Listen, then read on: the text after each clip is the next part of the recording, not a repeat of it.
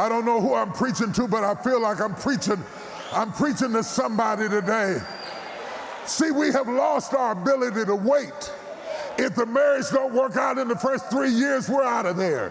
If we're not happy in the first 5 years, we're out of there. You don't understand how long it takes for two different people from two different worlds and two different family backgrounds to mesh together and figure out how to make this work.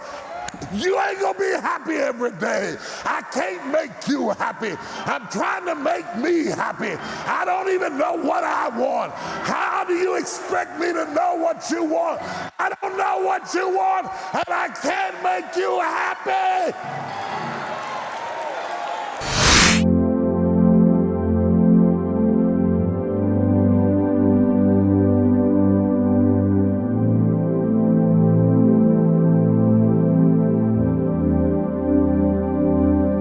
Well, Shema Israel Adonai Lochanu Adonai Chadav Tabe Kol Babe Kabe Kol Nafshe Kabe Kol Me Odeka.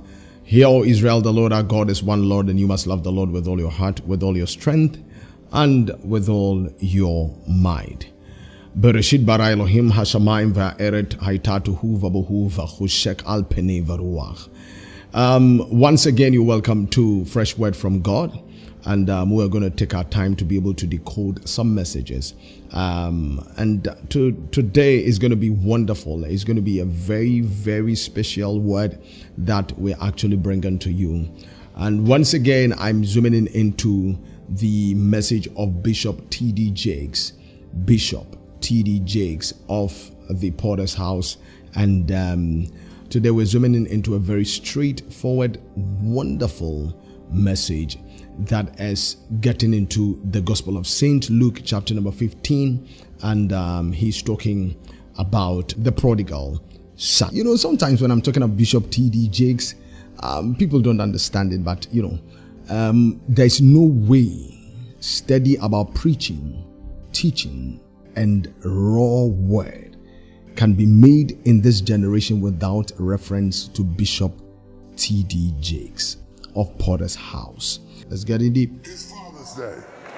And I had to sit here and watch you waste my living, knowing I would not get another one, knowing this is my last run, knowing that I'm running out of time, knowing that I won't get a do-over again, and I had to watch you blow it and listen at you tell me what I should have done.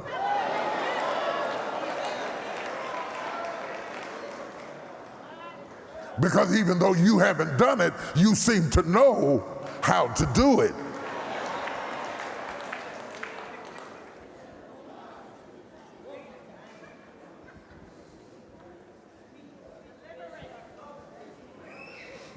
If another childless person tells me how to be a father, I'll scream.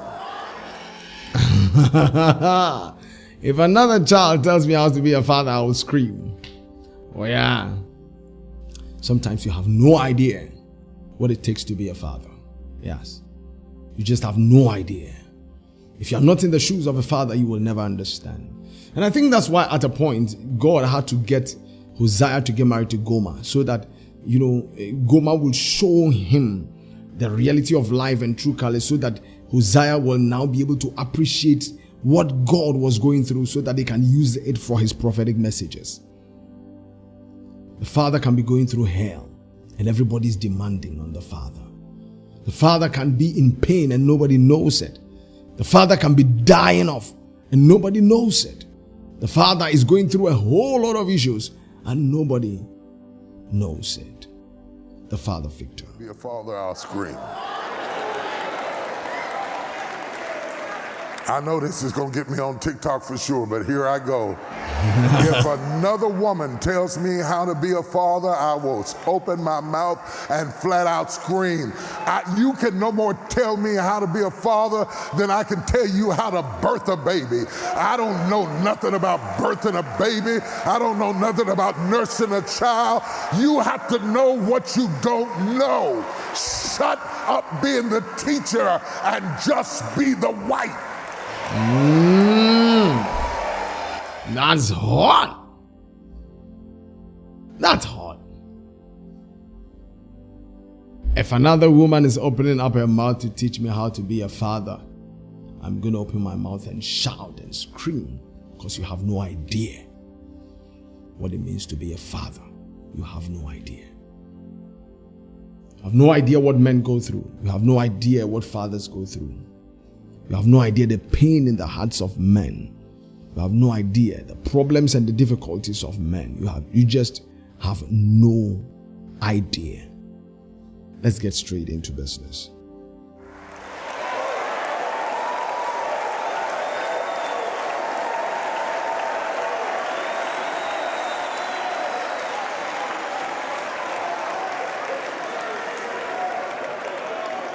How do you know how to be a father?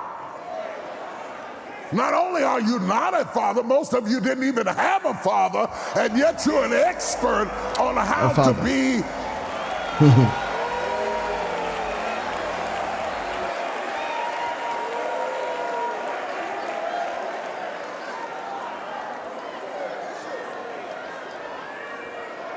But that's all right. I'm not going to bother you because you're not in the text. That's all right. I'm sorry.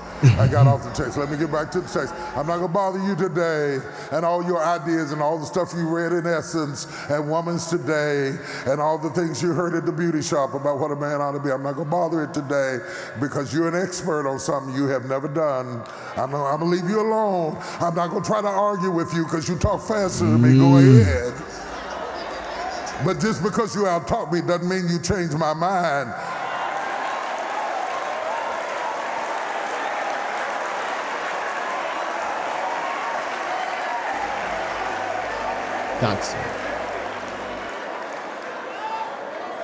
That's why I look at you like this when you're talking.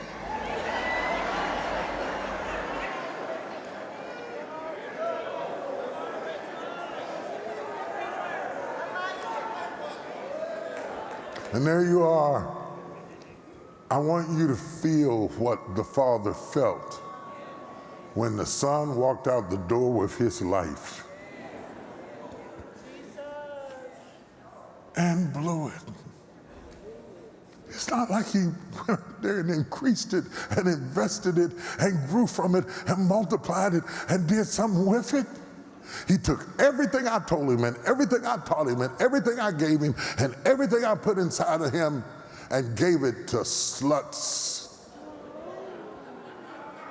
that never appear again in the text. Riotous living.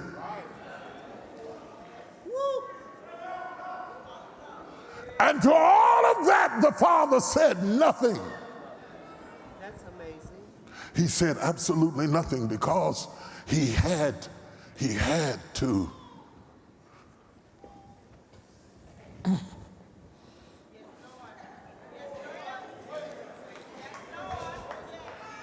had to wait. He had to wait when it looked like it wasn't going to pay off. I know that's right. He had to wait when it looked like he was a failure. He had to wait when it looked like it didn't work. He had to wait when it looked like it didn't matter. He had to wait while they went on without him. He had to sit there and wait. Jesus. He had to wait while he was running out of time. Yeah. He's running out of time. The boy has more time than the father. Yeah. It is not the oldest son, it is the youngest son. He has the most time and the least sense, and the old man with the least time and the most sense has to sit back. Jesus. And watch. My God. Now he's talking about the fact that fathers wait, even though they know that things are not really working out well. Fathers wait, even though they know that things are not really pushing the way they expected. Fathers wait, even though they know that it is not really the way that they are looking out for. But God still makes a way. And just wait. Waiting is so hard that the Bible Bible said, they that wait upon the Lord shall renew their strength. That means you expend energy just waiting. I'm just waiting. I'm just waiting. I'm tired from waiting. I'm weak from waiting. I need revival just to wait.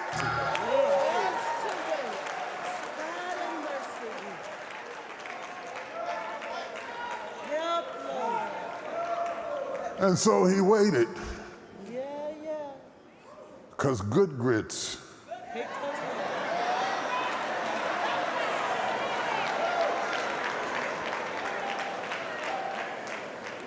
He waited while he spent his money at payday loans. He waited while he made dumb decisions. He waited while he got tied up with people that never meant him no good. He waited while the young man valued his friends more than his father. He waited while his fake friends who were only with him for the money and the opportunity that he got because he had a father who helped him to be who he was. He had to wait while the son picked his friends over his father. He had to wait.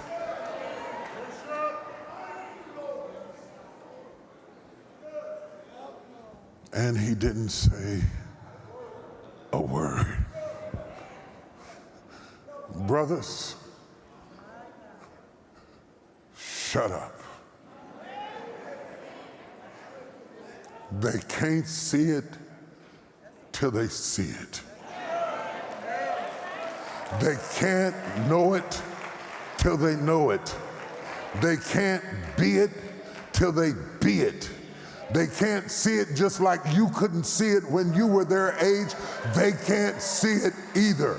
And you have to, the Bible says, in patience you possess your soul, you possess your mind, you keep yourself from a nervous breakdown. When you develop patience, you have to know that you shall bring forth fruit in your own season, and your leaf shall not wither, and whatsoever you do shall prosper. But it's not the boy's season.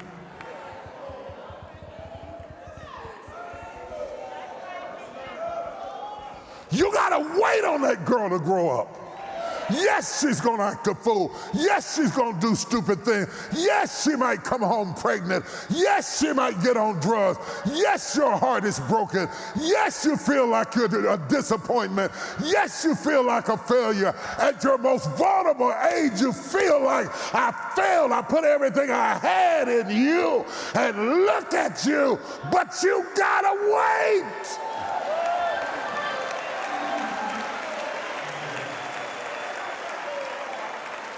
I don't know who I'm preaching to, but I feel like I'm preaching to somebody today.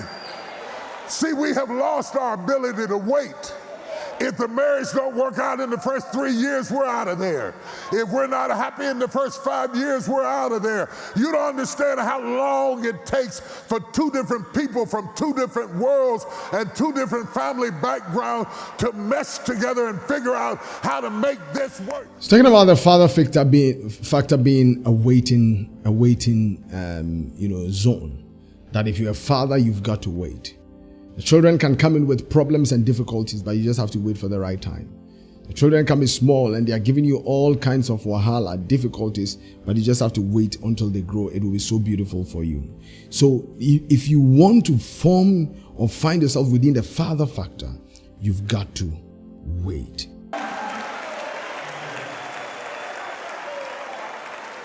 I don't know who I'm preaching to, but I feel like I'm preaching to somebody today. See, we have lost our ability to wait. If the marriage don't work out in the first 3 years, we're out of there. If we're not happy in the first 5 years, we're out of there. You don't understand how long it takes for two different people from two different worlds and two different family backgrounds to mesh together and figure out how to make this work. You ain't gonna be happy every day. I can't make you happy. I'm trying to make me happy. Yes. I don't even know what I want. How do you expect me to know what you want? I don't know what you want, and I can't make you happy. Wow, we're talking about waiting. I don't care the number of times that I'm going to fail. I will wait upon the Lord and still grow up higher. I don't care the situation, what is going on. I will still wait upon the Lord and make things work. I don't know the situation in which you find yourself. If only you can wait upon the Lord. And that is why the Bible says that they that wait upon the Lord shall renew their strength. And therefore, can you wait for the Most High God?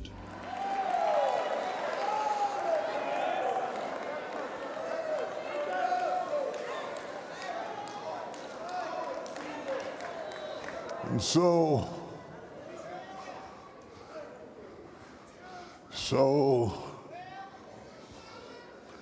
the old man waited.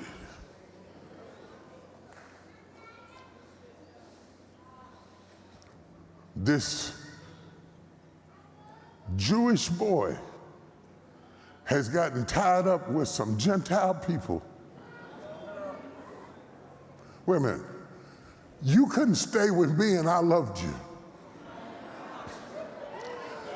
And now you have attached yourself to a citizen of that country.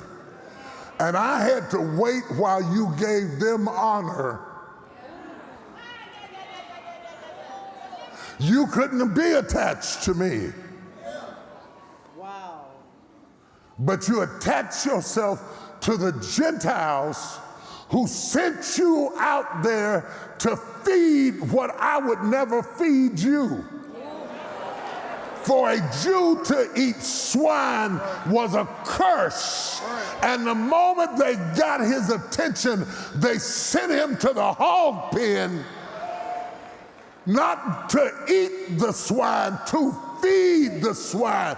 And the boy is so low in his vision and his self-esteem that now he's craving stuff that he's never been exposed to at home.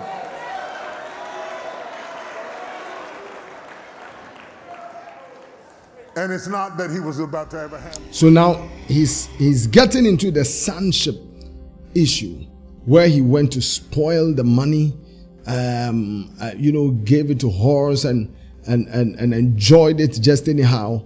And he's getting into deeper waters with both the son and the father. He's already spoken about the son. He's come to speak about the father. He's talking about family. He's talking about key things, and he wants to explain into details. And it's not that he was about to have a ham sandwich or some barbecued ribs. He was lusting after corn husk. Y'all are city people, you don't know nothing about a hog pen. A hog pen stinks. It's full of slop and feces and mud. And this son at his lowest estate, you can tell he's at his lowest estate because when you get down to your lowest, stuff that never looked good to you starts looking good to you. Stuff that you weren't attracted to, you start being attracted to. That's right. Things you said you'd never do, now you start doing doing it. And now he would fain have filled his belly with that which the swine did eat because he was hungry. I'm not blaming him. He was hungry. But while he was hungry, there was food at his father's house. If a man gets hungry enough, you'll eat anything, you'll do anything. I understand that. I know what it is. If a man gets hungry enough, he will eat anything, he will do anything. He can misbehave at any point in time when a man gets hungry. I want to talk to some desperate young men in this place right now. When you get desperate, stop telling people what you won't do. Stop telling people where you won't go. Stop telling people what you won't smoke. Stop telling people what you won't drink. Stop telling people who you won't sleep with. That's because you're not hungry. If you get hungry enough,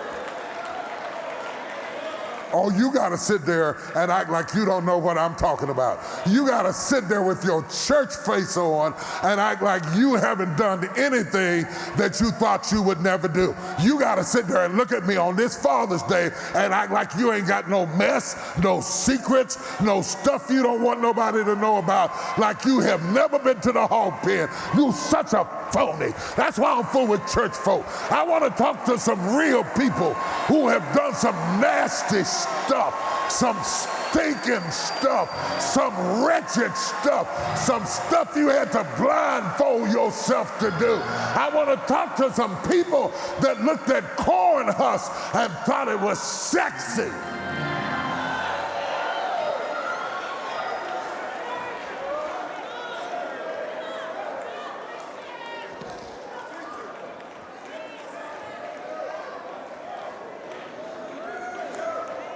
And all the while this boy has broken his own values and his own rules and his own integrity and everything I put in him and everything I put on him.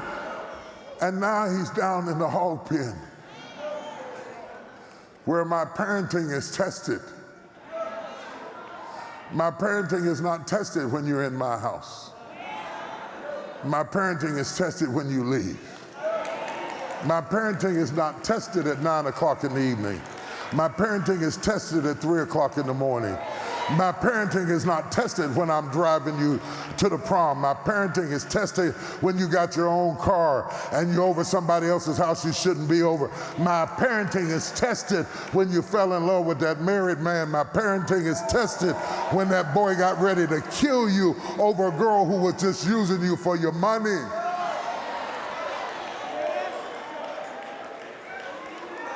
You don't have to be a father to understand this pain. So now he zooms in into the role of the father, where the father plays the parenting role by taking care of the kid, making sure that the kid is fine, making sure that the kid has been fed, making sure that the kid goes to school, making sure that the kid gets some money on himself or herself. So he's talking about parenting here. And right after parenting, I might be ending very soon. It's pain.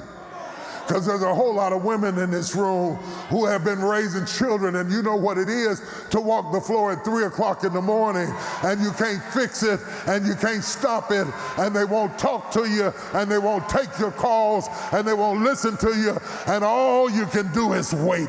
You tried fussing and it didn't work. You tried cussing and it didn't work. You tried praying and it didn't work. You spoke in tongues and it got worse. They went to jail, they got in trouble, and even on this day, some of you are hurting because the people you love are locked up.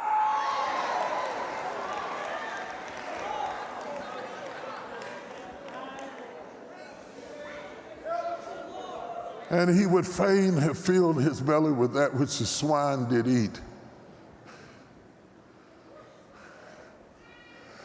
And all while he was about to eat slop,